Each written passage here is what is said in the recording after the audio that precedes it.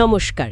গাজীপুরে হাসনাত আব্দুল্লার গাড়িতে যে হামলাটা হলো সম্প্রতি, সেটা নিয়েই আজকে আমরা একটু কথা বলবো। হ্যাঁ, ঘটনাটা বেশ আলোচিত। শুরুতেই বলে রাখি, এই উৎস হাসনাত আব্দুল্লাহকে ২৪-এর গণবিপ্লবের একজন নায়ক বা গুরুত্বপূর্ণ ব্যক্তি হিসেবে দেখাচ্ছে। হ্যাঁ, তাদের ভাষ্যমতে ওনার সাহসেই নাকি দেশ মুক্তি পেয়েছে, কিন্তু এই একই ব্যক্তির ওপর বারবার অ্যাটাক হচ্ছে বা করার চেষ্টা হচ্ছে, এমনটাই ভিডিওতে বলা হচ্ছে। ঠিক। তো গাজীপুরের ঘটনাটা কি ছিল? সূত্রটা বলছে ১০-১২ জন লোক, সন্ত্রাসী আর কি, ওনার গাড়িতে হামলা করে। গাড়ির গ্লাস ভেঙে ফেলে, হাসনাতের হাতেও নাকি চোট লেগেছে। আর খবরটা ছড়ালো কিভাবে? ওনার দল এনসিপির নেতা শারজিল আলমের ফেসবুক পোস্ট থেকে, তাই না? একদম। খুব দ্রুত ছড়িয়েছে, মিডিয়াতেও বেশ আলোড়ন তৈরি হয়। আর সাথে সাথেই প্রতিবাদ। হ্যাঁ, এনসিপির লোকজন যেমন বগুড়াতে সাথে সাথে রাস্তায় নেমে পড়ে, প্রতিবাদ শুরু করে। আচ্ছা, তো আজকের আলোচনার মূল ফোকাসটা তাহলে এই হামলার পরের প্রতিক্রিয়া, বিশেষ করে জামায়াত আর শিবিরের, তাদের অবস্থানটা, তাই তো? ঠিক, তাদের খুব দ্রুত আর খুব জোরালো একটা রিয়াকশন দেখা গেছে। উৎসটা এটাই বিশেষভাবে তুলে ধরছে। আর সেই সাথে এর পিছনে কারা থাকতে পারে, সেই বিষয়ে উৎসের কি ধারণা, সেটাও দেখব আমরা। অবশ্যই, তবে দর্শকদের মনে রাখতে হবে, আমরা কিন্তু শুধু এই নির্দিষ্ট ইউটিউব চ্যানেলের দেওয়া তথ্যের ভিত্তিতেই কথা বলছি। হ্যাঁ, আমরা শুধু তাদের বিশ্লেষণটা পর্যালোচনা করছি। তো সবচেয়ে ইন্টারেস্টিং পয়েন্ট যেটা উৎসটা বলছে, সেটা হলো হাসনাত আব্দুল্লাহ তো আসলে জামাত বা শিবিরের অফিসিয়াল কেউ নন। কিন্তু হামলার খবর পাওয়ার পরেই তাদের রিয়াকশন ছিল খুবই ফাস্ট আর স্ট্রং। এটা আসলেই লক্ষণীয়। যেমন উৎসটা বলছে, শিবির নেতা সিবাতুল্লাহ সিবা নাকি ফেসবুকে লেখেন, লোকেশন দাও। আর শারজিল আলম লোকেশন শেয়ার করার পর ভিডিওতে দাবি করা হচ্ছে শিবিরের লোকজন হাসনাতকে প্রোটেক্ট করতে দ্রুত সেখানে পৌঁছেও গিয়েছিল। ও আচ্ছা, শুধু তাই না, শিবিরের সভাপতির নামে একটা অফিসিয়াল স্টেটমেন্টও নাকি এসেছে। হ্যাঁ, জাহিদুল ইসলাম। সেখানে হামলাকারীদের অ্যারেস্ট আর বিচারের দাবি করা হয়েছে, আর বলা হয়েছে ফ্যাসিবাদ বিরোধী যারা সহযোগী তাদের ওপর হামলা হলে একসাথে প্রতিরোধ করা হবে। বেশ জোরালো কথাই তো। হাসনাত আব্দুল্লার পাশে থাকার কথাও বলেছে তারা। আর জামায়াতের দিক থেকে আমিরে জামায়াত ডাক্তার শফিকুর রহমান, উনিও ফেসবুকে নিন্দা জানিয়েছেন, বলেছেন এটা কাপুরুষোচিত সন্ত্রাসী কাজ। তো উৎসটা এইসব মিলিয়ে কি ব্যাখ্যা দিচ্ছে? কেন জামায়াত শিবির এতটা করছে?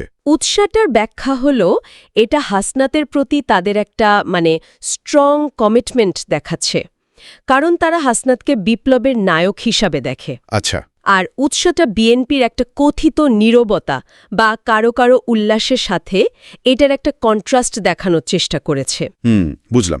তো এই যে এত জোরালো সমর্থন, এরপর স্বাভাবিকভাবেই প্রশ্ন আসে, হামলাটা করল কারা? উৎস কি বলছে, কাদের সন্দেহ করছে? অবশ্যই, এগুলো কিন্তু সবই উৎসের অনুমান, আমরা শুধু রিপোর্ট করছি।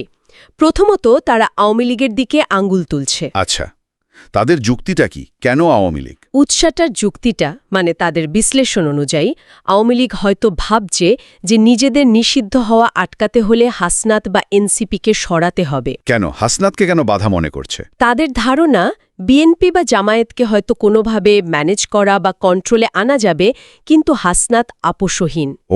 তার এই শক্ত অবস্থানের কারণে আন্তর্জাতিক মহল বা ধরুন ড ইউনূসের দিক থেকেও আওয়ামী লীগের ওপর চাপ আসতে পারে বা তারা নিষিদ্ধ হতে পারে, এরকম একটা আশঙ্কা থেকে তাকে থামিয়ে দেওয়ার চেষ্টা, বা আরও খারাপ কিছু? হ্যাঁ, উৎসাটা সেরকমই সন্দেহ করছে। এমনকি টার্গেট কিলিংয়ের কথাও বলছে। তারা আবার সাবেক ওসি আলমগীরের একটা মন্তব্য সামনে আনছে। কি মন্তব্য? যেখানে পুলিশ দেরিতে পৌঁছেছিল, সেটা নিয়ে নাকি এক ধরনের সন্তুষ্টি প্রকাশ পেয়েছে। উৎস মনে করে এটা আওয়ামী লীগ সমর্থকদের জড়িত থাকার দিকে ইঙ্গিত দেয়। Interesting point. আচ্ছা, আওয়ামী লীগ ছাড়া আর কারো দিকে কি সন্দেহ করছে উৎসটা? হ্যাঁ, বিএনপির কথাও এসেছে তাদের বিশ্লেষণে। কি বলছে বিএনপি সম্পর্কে? উৎসটার ভাষ্য, বিএনপি ক্ষমতার জন্য খুব মরিয়া, আর ড ইউনূসকে ব্যর্থ করার কোনো ষড়যন্ত্রে লিপ্ত থাকতে পারে। আর একটা পয়েন্ট হল, গাজীপুরে নাকি চাঁদাবাজির বিরুদ্ধে হাসনাতের একটা শক্ত অবস্থান ছিল। আচ্ছা। সে কারণে বিএনপির লোকাল কিছু লোকজন তার উপর ক্ষিপ্ত থাকতে পারে এমন সম্ভাবনা উৎসটা দেখছে, তাই সন্দেহটা তাদের দিকেও যাচ্ছে। বুঝলাম।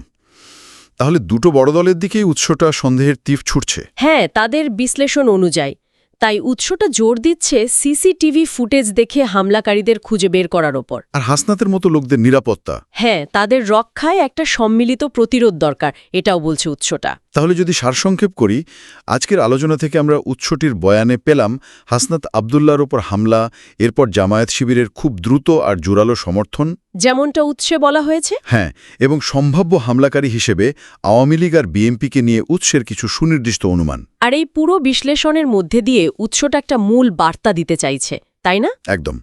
তাদের মতে হাসনাতের মতো বিপ্লবীদের রক্ষা করাটা খুব জরুরি। এটা নাকি বিপ্লব আর দেশের ভবিষ্যতের জন্যই গুরুত্বপূর্ণ। ঠিক। এখানেই উৎসটা শেষে একটা বেশ ইন্টারেস্টিং প্রশ্ন তুলেছে। কি সেটা? তারা জামায়াত শিবিরের এই দ্রুত সমর্থনটাকে হাইলাইট করে প্রশ্ন রাখছে যে যদি উল্টোটা হতো, মানে জামায়াত বা শিবিরের কেউ যদি এভাবে আক্রান্ত হতো, তাহলে এনসিপি বা অন্যরা কি একইভাবে এগিয়ে আসতো এত দ্রুত? হ্যাঁ, এই যে বিভিন্ন বিপ্লবী দলের মধ্যকার পারস্পরিক নির্ভরতা বা ঐক্যের ধরন, সেটা ভবিষ্যতের রাজনীতিতে কি প্রভাব ফেলতে পারে, এটা কিন্তু উৎসটির নিজস্ব জিজ্ঞাসা। আসলেই ভাবনার বিষয়।